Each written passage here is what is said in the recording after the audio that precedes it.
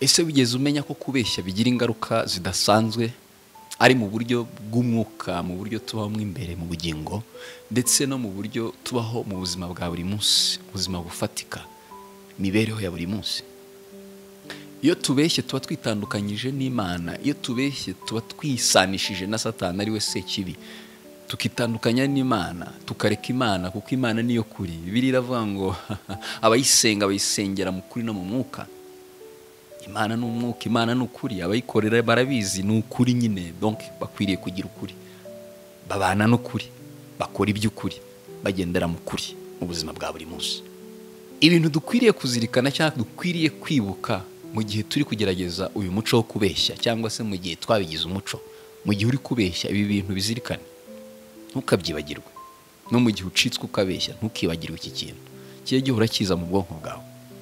Ni ibintu ngiye kubabwira bitarenze 5. Icyambere, iyo ubeshye abantu bagutakariza icyizere, ku kazi bagutakariza icyizere, abo muvugana, abo mubana nabo mu buzima bwa buri munsi bagutakariza icyizere, uwo ubana nawe partner, cyangwa se umugore wawe cyangwa se umugabo wawe agutakariza icyizere, kubera ko ubushize wamubeshye kandi uhora umubeshya, biragoye ko akwizera mu buzima bwa buri munsi. Kukwizera byaramugoye, kwizera biramugora, kubera ko urabeshya kuva ku wa mbere kugeza ku munsi wa 7, urabeshya pe, birazwi.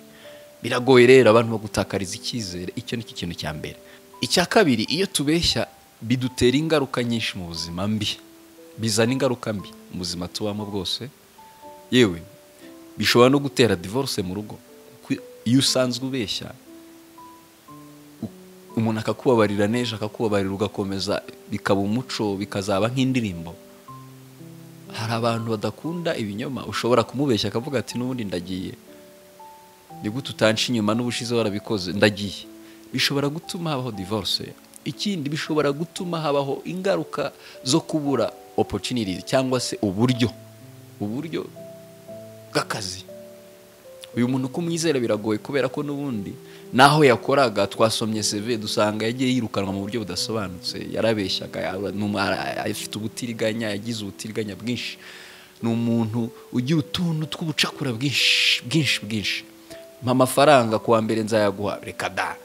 Kubeshya ugeraho ukaba nk'ikoboyi, ukaba nk'umutekamitwe, ugasara. Kubeshya ni bibi. Iyo ni ingaruka, bigira ingaruka ku buryo bishobora kukubuza amahirwe menshi mu buzima. Ari amahirwe yo kubona akazi, ari amahirwe yo kwiga, ari amahirwe yo kugera kure, ari amahirwe yo gutera imbere, ari amahirwe yo kugira urugo ngo rukomere, rushikame, rushora imizi, urugo rwiza. Amahirwe, burya kubeshya bibuza amahirwe abantu benshi.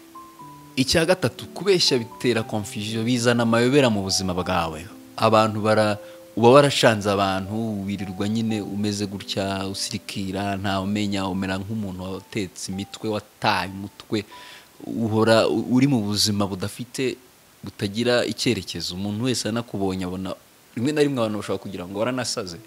Kubeshya ni bibi cyane, bigira ingaruka zitandukanye. Iya gatatu, bitera ibibazo byinshi mu buzima bwawe, ukaba mu buzima nawe ubwawe utabasha kwiyumva, utabasha kwisobanukirwa. Confusion, guzuyemo amayobera. Kubeshya rero ni bibi. Icya kane, kubeshya bituma udakura mu buryo bw'umwuka, mu buryo bw'umusabane bwawe n'Imana, mu buryo bwa connection, mu buryo tuvugana n'Imana, mu buryo tubana nayo, mu buryo bw'imisengere, mu buryo bwo gukura spiritually. Ntukura, uhora uri igikuri, kubera ko imbusane yo kubeshya ni ubunyangamugayo. Burya umuntu utari inyangamugayo mu bantu, nta binyangamugayo n'imbere y'Imana, ahora ari. Niyo mpamvu uzabona hari abakristo badakura, bahora bameze gutya. Kubera iki? Kubeshya, ingaruka zabagezeho. Kubeshya ni bibi cyane. Burya ubunyangamugayo butuma tugendera mu mucyo, butuma tugenda twemye. Ijambo ryawe nitabaza by'ibirenge byanjye, ni umucyo umurikira inzira nkwiye kunyuramo. Kubeshya rero, iyo ubeshya uwo mucyo ntushobora kubona, uwo mucyo ntushobora kubana nawe. Ni byinshi bipfa iwawe. Ntabwo uwo mucyo wazigerwa mu rugo rwanyu, uwo mucyo ntabwo wazigerwa mu buzima bwanyu. Icya gatanu, kubeshya burya bizamura ubwoba muri wowe. Umuntu ahorana ubwoba budasanzwe. Ujya uhorana ubwoba, byashoboka. Ujya uhora wumva udatuje umutima wawe, byashoboka. Burya umuntu ubeshya ahora ashaka gukavaringa, ahora ashaka guhisha, hatagira umenya ko mu rugo sheri atamenya ko namuciye inyuma, atamenya ko njya muca inyuma, atamenya ko bya bindi njya mbikora kandi buryo turi kumwe mbandi oya, atamenya. Umuntu ubeshya ahora kavaringa, ahora ahishahisha. Ikintu cyo guhishahisha rero iteka burya iyo uhora witsimba ubwoba bikora ku marangamutima bikayangiza, ugahora n'ikintu kigishika bamenye ko ninjye ayiwe aho uhora n'ubwoba budashira. Kuko niba hari ikintu na Bibiliya iravuga ngo abanyabwoba ntibishoboka ko ijuru si ry'abanyabwoba. Muri makeya rero ngo hanze hazaba imbwa n'abarozi n'abakunda kubeshya bakabikora. Rero ndagira ngo nkwinginge ukuri mutunga ukuri kwa Kristo, kubera ko ukuri kubuzura bizatuma mu abagabo bo guhamya Imana, bizatuma mukomera mu byo kwizera, bizatuma muba bo kwizerwa n'abantu n'Imana, bizatuma mukomera mukura spiritual mu buryo bw'umwuka. Ndababwira ngo wowe ubukijijwe udakijijwe mutunga ukuri muri mwebwe, uzahora uri confident. Burya ikintu gikomeye ukuri kuzana freedom, ukuri kuzana amahoro. Umuntu agahorana amahoro, ya mahoro Yesaya yavuze ngo nzabaha amahoro atemba nk'uruzi. Ukuri kuzana amahoro, like ntacyo wishinja mu kazi ukora, ntacyo wishinja ugakora utuje wumva ufite amahoro. Mu rugo ntacyo wishinja uruza munezerewe.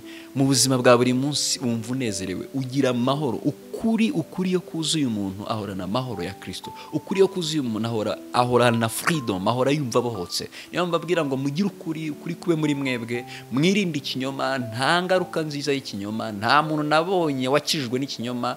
Niyo ukijijwe n'ikinyoma ukabona agafaranga, ntabwo ari ibiramba. Ikinyoma ni kibi. Imana ibashoboze kandi Imana nanjye inshoboze. Ntibibagirwe gukora sub, ntibibagirwe guhitinga iyo button aho hasi kugira ngo nejo n'ibindi bizagukurikireho. Murakoze cyane kandi ndagusengera, nanjye nisengera Imana ikurinde kubeshya, igushoboze kubeshya, ubireke bishya bive muri wowe, umuntu w'umugabo, umuntu usobanutse, utera indi ntambwe ikomeye cyane. Ndabakunda cyane rero, Imana ibahe umugisha kandi dushobozwa byose na Kristo duha imbaraga. Amen.